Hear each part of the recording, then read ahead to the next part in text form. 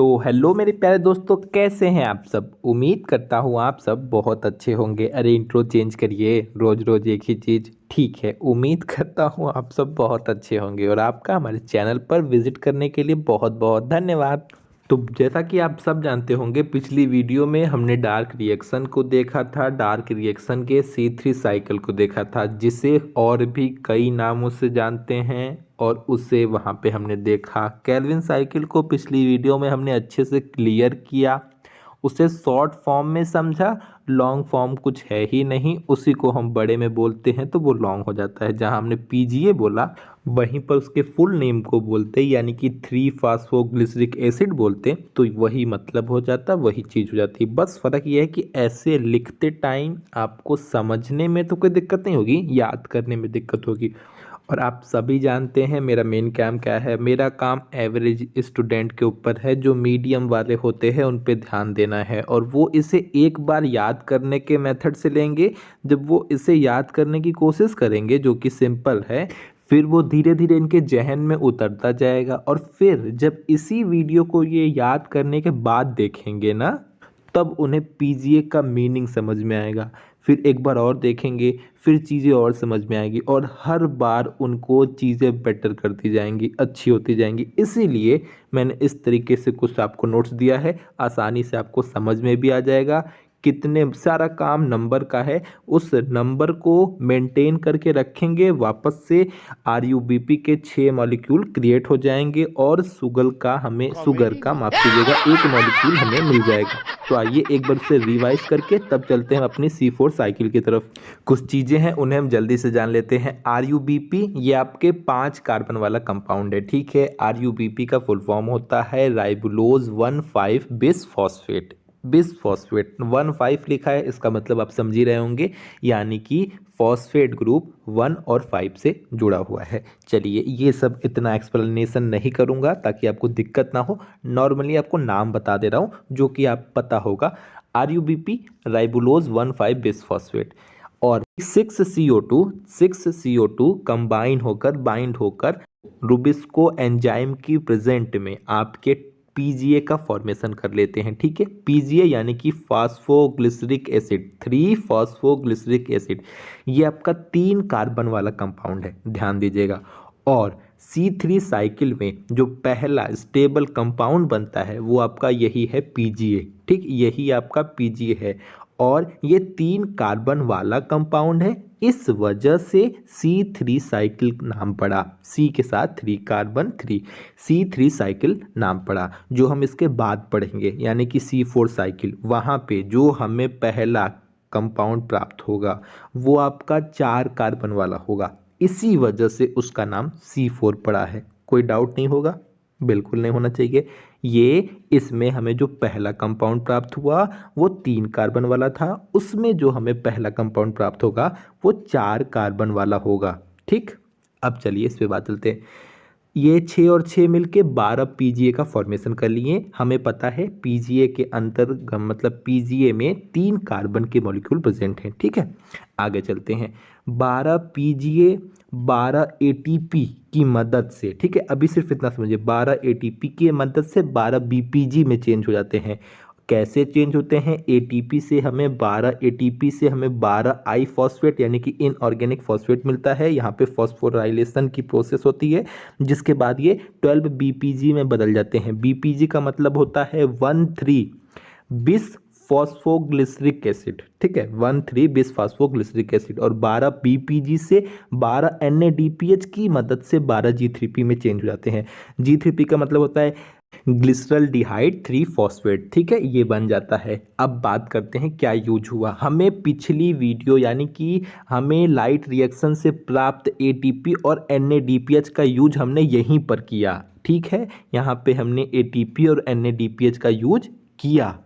Dark reaction से प्राप्त NADPH और ATP का यूज हम यहीं पर करते हैं, ठीक है। अब देखिए क्या हुआ, ये ATP NADPH ये भी जान लीजिए। इस पूरे प्रोसेस में C3 साइकिल में 18 ATP का यूज होता है और 12 NADPH का यूज होता है। इस पूरे साइकिल में 18 ATP 12 NADPH का यूज होता है। 18 कैसे, 12 ATP यहाँ, 6 ATP यहाँ, 12 6 18 हो गया, 12 NADPH का यूज करते हैं। ठीक, अब ये BPG से 12 G3P में कैसे चेंज होता है, वही 12 NADPH की सहायता से चेंज हो जाता है। भारी एक्सप्लेनेशन पिछली वीडियो में पढ़ा, देख सकते हैं। और ये हमें पता है ये सब के सब, ये तीनों आपके 3 कार्बन वाले कंपाउंड हैं। यहाँ से दो G3P के 2 मॉलिक्यूल मिलकर आपके ग्लूकोज का फॉर्मेशन कर लेते हैं। हमें पता है ग्लूकोज 6 याद होगा ना, तो वही हमें 6 कार्बन 3 और 2, ठीक, एक G3P में 3 कार्बन तो 2 G3P में 6 कार्बन, यही 6 कार्बन आपके मिलके ग्लूकोज का फॉर्मेशन कर लेते हैं। और बचे हुए 10 कार्बन मतलब 10 G3P आपके आके क्या बना लेते हैं, आपके RUBP का फॉर्मेशन कर लेते हैं। RUBP के 6 मॉलिक्यूल का फॉर्मेशन कर लेते हैं और ये प्रोसेस ऐसी ही चलती रहती है, यानी कि शुगर बनता रहता है और RUBP रिक्रिएट होता रहता है और ऐसे ही ये आपकी साइकिल चलती रहती है। ये था आपका केल्विन साइकिल, C3 साइकिल। यहाँ पे आपकी केल्विन साइकिल खत्म हो गई। सुनिए, ये केल्विन साइकिल ज़्यादातर मोस्टली प्लांट में अगर कोई काम करता है तो वही यही साइकिल काम करती है मोस्टली प्लांट में। लेकिन कुछ प्लांट जैसे शुष्क वाले प्लांट होते हैं जो डेजर्ट साइड में पाए जाते हैं, जो अपने आप में चेंजेस कर लेते हैं, उनमें ये साइकिल देखने को नहीं मिलती है। उनके अंदर C4 साइकिल देखने को मिलती है। वो अपने आप को एक ऐसे स्ट्रक्चर में, एक ऐसे नुकीले स्ट्रक्चर में चेंज कर लेते हैं ताकि उनको ट्रांसपीरेशन कम करना पड़े। क्यों कम करना पड़े? क्योंकि वो ऐसे जगहों पे हैं जहाँ पे उनको उतनी मात्रा में पानी नहीं मिलता है, इसलिए वो अपने पत्तियों के स्ट्रक्चर को चेंज कर लेते हैं, ऐसे नुकीले बना लेते हैं ताकि कम से कम वाष्पोत्सर्जन हो। बात समझ रहे हैं ना हमारी? इसलिए डेजर्ट वाले जगहों पर जो प्लांट मिलते हैं हमें, उनके अंदर C4 साइकिल रन होती है। तो इसीलिए कुछ प्लांट के अंदर C4 साइकिल रन होती है, अधिकतर प्लांट में आपकी C3 साइकिल ही रन होती है। तो अब हम बात करेंगे C4 साइकिल की। इसमें 18 ATP और 12 NADPH का यूज होता है। ये ऑप्शनल में पूछ देता है कि C3 साइकिल में कितने ATP या NADPH का यूज होता है। तो अब मैं ऐसी उम्मीद करता हूँ कि आप चीज़ें समझ गए होंगे। तो आइए अब हम अपने C4 साइकिल को देखते हैं, ठीक है। तो चलिए आइए मेन बात करते हैं। सबसे पहली बात, सभी फोटोसिंथेटिक प्लांट आपके केल्विन साइकिल को फॉलो करते हैं, ठीक। लेकिन कुछ ऐसे होते हैं जो केल्विन साइकिल को फॉलो नहीं करते हैं। उनमें केल्विन साइकिल से पहले ही आपकी एक और साइकिल देखने को मिलती है, एक और पाथवे देखने को मिलता है जिसका नाम है C4 पाथवे, ठीक है। C4 पाथवे, इसे हैच एंड स्लैक साइकिल के भी या हैच एंड स्लैक पाथवे के भी नाम से जाना जाता है। पता ही होगा क्यों, क्योंकि हैच एंड स्लैक साइंटिस्ट के नाम थे, उनके नाम पे इनका नाम पड़ गया। यही सिंपल सी बात है, ये सब क्या एक्सप्लेन करना। सुनिए, मेन बात ये है कि ये किस तरीके की प्लांट में देखने को मिलता है। तो जो आपका गन्ना नहीं हो गया, गन्ना देखा होगा आपने, तो जो शुगर कैन की पत्तियां होती हैं वो देखते हैं ना, किस एक अलग स्ट्रक्चर में होती हैं, एक नोकीली स्ट्रक्चर में होती हैं, बस उनमें यही पाथवे देखने को मिलता है। तो जो डेजर्ट रीजन के जो पेड़ होते हैं, जो प्लांट्स होते हैं, उनमें आपका C4 पाथवे देखने को मिलता है। अब मेरी बात सुनिए, मैं पहले से बहुत सिंपल बता रहा, फिर आप इसे लॉन्ग फॉर्म में कन्वर्ट कर लीजिएगा। अभी हम इसे आसानी से देखेंगे, फिर लॉन्ग फॉर्म में कन्वर्ट कर लेंगे। सुनिए, एक चीज़ जान लीजिए, डेजर्ट में रहने वाले जो पेड़ पौधे होते हैं वो अपनी लीव्स के अंदर एक अलग प्रकार की, एक विशेष प्रकार की एनाटॉमी डेवलप कर लेते हैं जिसे क्रेंज एनाटॉमी कहते हैं, ठीक है। एक विशेष प्रकार की एनाटॉमी डेवलप करते हैं जिसे क्रेंज एनाटॉमी कहते हैं, और इसी एनाटॉमी की वजह से आपको इन प्लांट्स में C4 साइकिल देखने को मिलती है, C4 पाथवे देखने को मिलता है। बाकी मोस्टली प्लांट में आपको क्या देखने को मिलता है, C3 साइकिल फॉलो होती है। तो इस क्रेंज एनाटॉमी की वजह से जो एक विशेष एनाटॉमी इन लोगों ने डेवलप की है इन प्लांट्स ने, इसकी वजह से इनमें C4 देखने को मिलता है।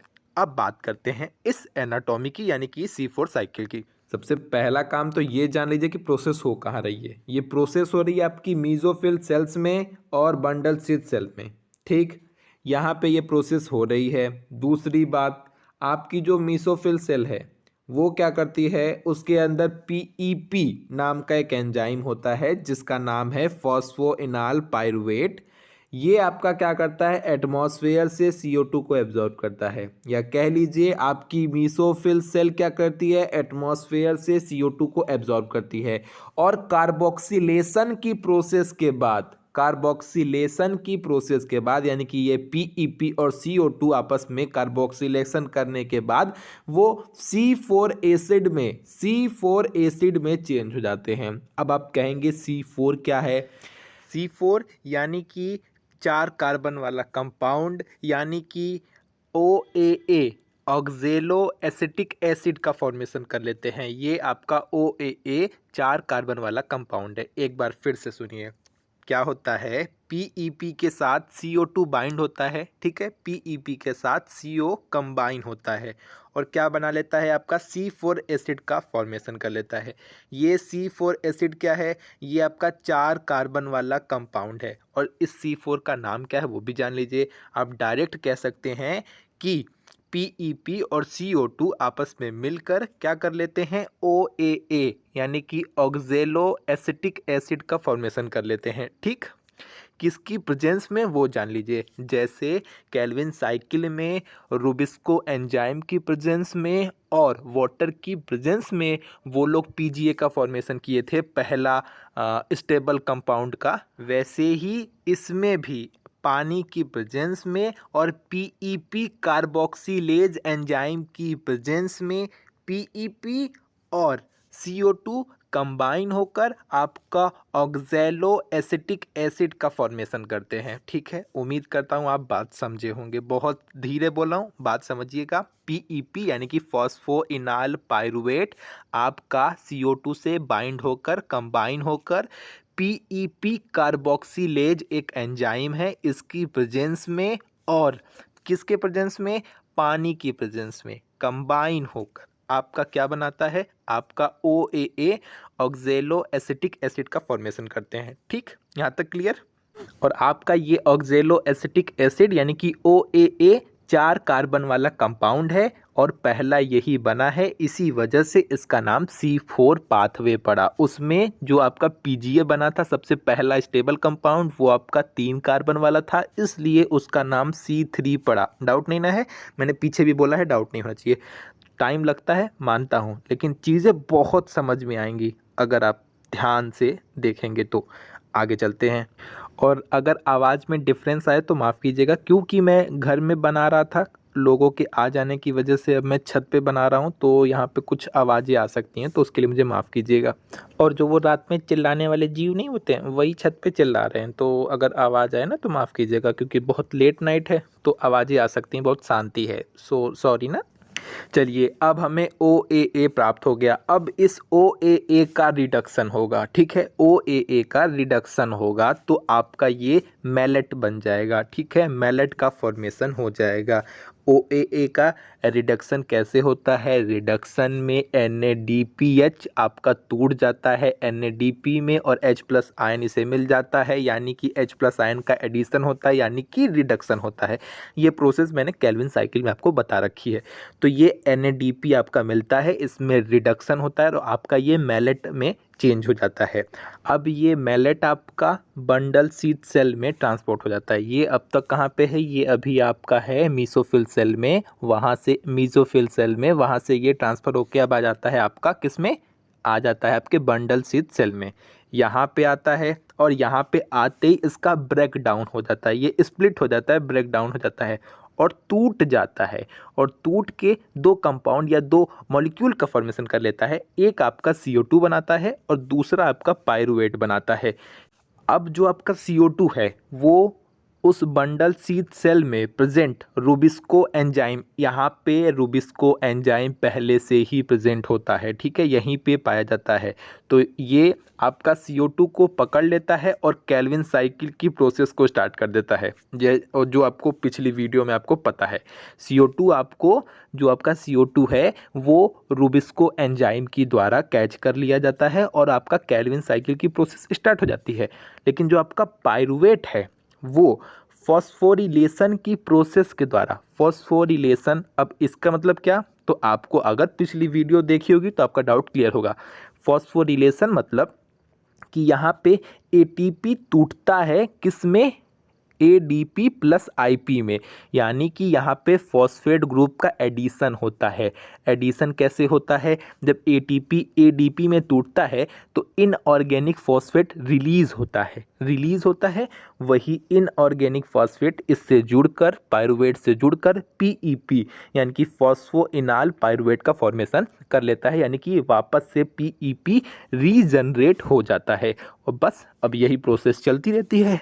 तो आप उम्मीद करूंगा कि आपको चीज़ें समझ में आई होगी। एक बार मैं फिर से बोल दे रहा हूँ, माफ़ कीजिएगा, बाहर ठंडी है ना, तो इस वजह से सांस फूल रही है बहुत जल्दी।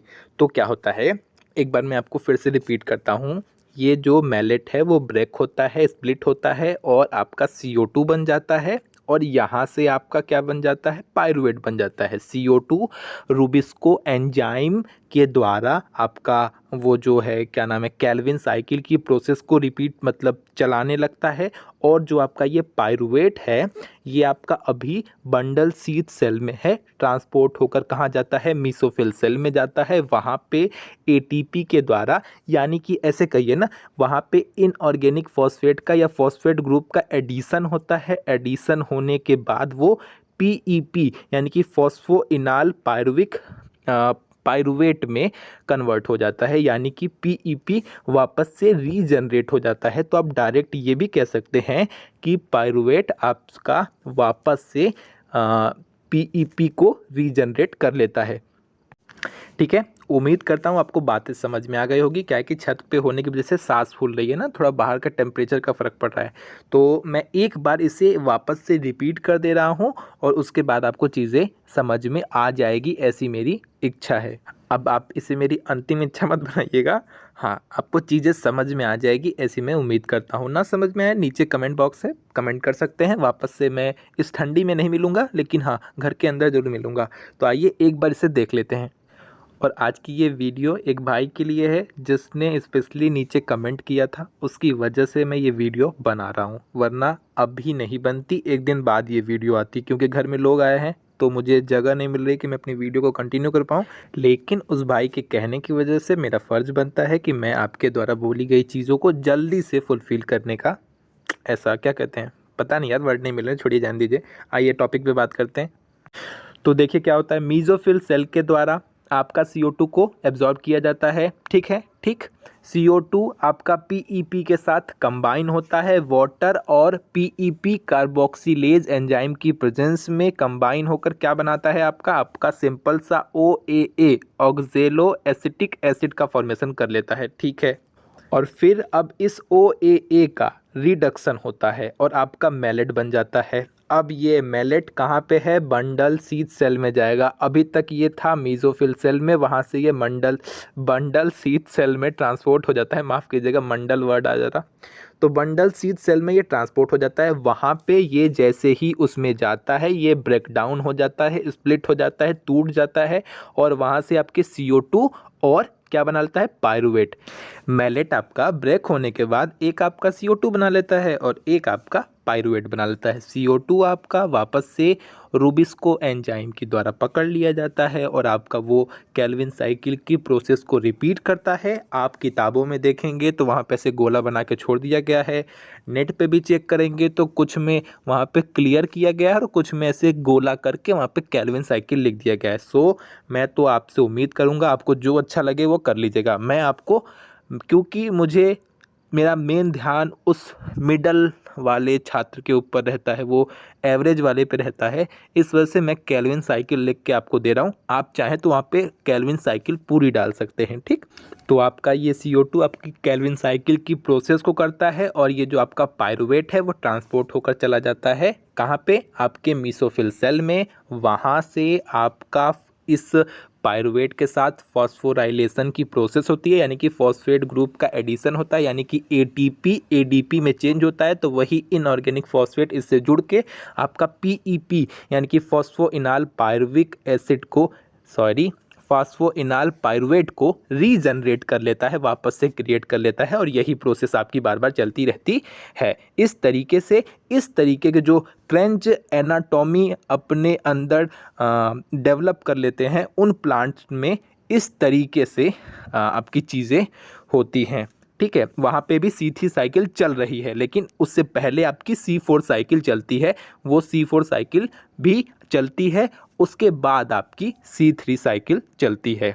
ठीक है, यानी कि इस तरीके के इन तरीकों के प्लांट्स में C3 साइकिल से पहले आपकी C4 साइकिल फॉलो होती है। बात आप मेरी समझ रहे होंगे, पहले C4 साइकिल चलती है, उसके बाद C3 साइकिल चलती है, क्योंकि यही आपका C4 लाके इसे CO2 देता है, तो आपका ये प्रोसेस क्या नाम है आपका साइकिल वाली केल्विन साइकिल वाली प्रोसेस होती है।